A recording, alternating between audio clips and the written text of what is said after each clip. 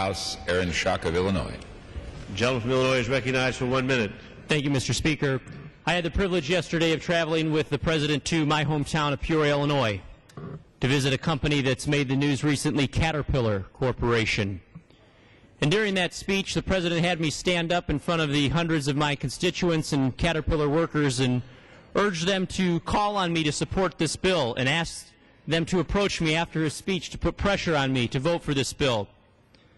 Found it very interesting that after the President finished his speech and I stayed around, not one employee at that facility approached me and asked me to vote for this bill.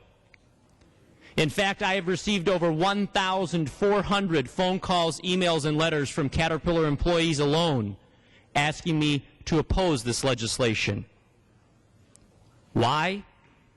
Because they get it.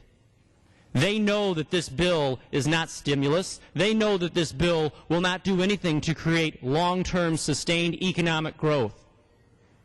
This bill is too big to get it wrong.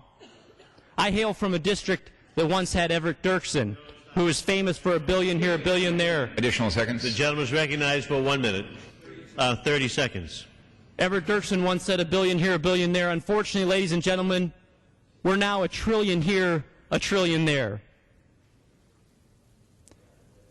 We cannot afford to get this wrong. It is too important to get it wrong.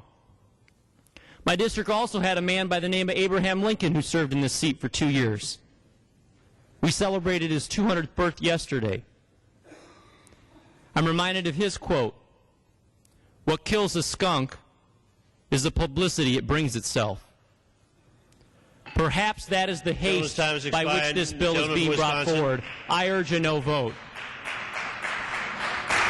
Gentleman from Wisconsin. I yield 1 minute to the distinguished gentleman from Maryland. Gentleman from Maryland is recognized for 1 minute. Thank